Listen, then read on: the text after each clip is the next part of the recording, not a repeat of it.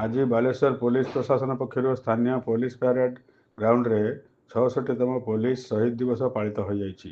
Purvanchal range DIG Pinaki मिश्र police पताका को 8टा समय उत्तोलन कर प्रथम राज्यपाल और मुख्यमंत्री वार्ता पाठ करते। 1969 मसीहार अक्टोबर 21 तारिख में जम्मू काश्मीर लद्दाख सीमार चीन सैन्य मैंने लद्दाख को दखल करने उद्यम करने समय सीआरपीएफ 10 जन जवान संघर्ष में शहीद होते। से शहीद मान स्मृति में आज दिन को समग्र भारत में पुलिस प्रशासन पक्षर शहीद दिवस पालन कर डीआईजी श्री मिश्र सूचना देते। डीआईजी 2024 मसीह भारत में आईन श्रृंखला परिस्थिति समय विभिन्न राज्य में शहीद होता 191 जन पुलिस कर्मचारी नाम पढ़ी। शेष में श्री डीआईजी मिश्र समेत जिला आरक्षी अधीक्षक प्रत्युष दिवाकर एवं उपस्थित पुलिस अधिकारी माने शहीद स्मृति स्तंभ में श्रद्धांजलि जनइथिले।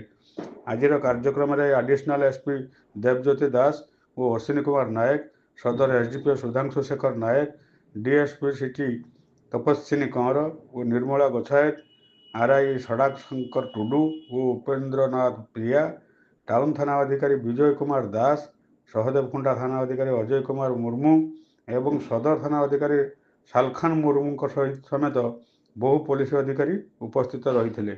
आज पुलिस शहीद दिवस बा पुलिस कमेमोरेशन डे तार विशेषत्व बा सिग्निफिकेंस विषय मु सम्यक आपण मान समस्त को सूचना देवी।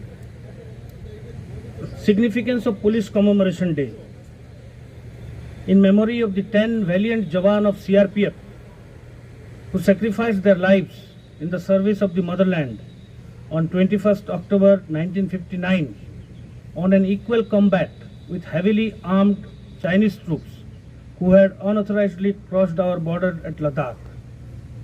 In accordance with the decisions at the Conference of IG of Police held at January 1960, 21st October is to be observed as Police Commemoration Day in all district headquarters throughout India.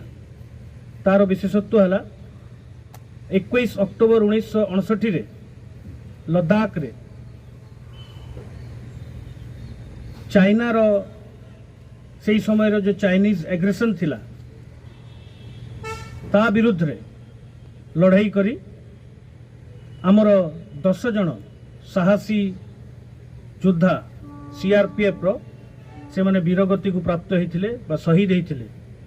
तांकर स्मृतिचारण रे प्रत्येक वर्ष आमे police commemoration day बा police शहीद दिवस एठी observe करि थाउ एवं आज दिन रे आमे आमर समस्त साथी जो माने सर्वोच्च बलिदान निजर प्राण रो बलिदान देथिले तांकू मने पकाई थाउ, तांकर स्मृतिचारण करि थाउ एवं प्रतिबद्धता सहित आमे पुणी थरे संकल्प ग्रहण करि थाउ जे देश मातृकार समाज रो रक्षा पाई, न्यायिक व्यवस्थार रक्षा पाई, जनसाधारण को रक्षा पाई पुलिस सदा सर्वदा तत्पर एवं तांकर जीवन रो सर्वोच्च बलिदान प्राण रो बलिदान देवा पाई मध्य आमे पछगुंचा देबु नाही। तेणु एई दिनर महत्व होउची एटा।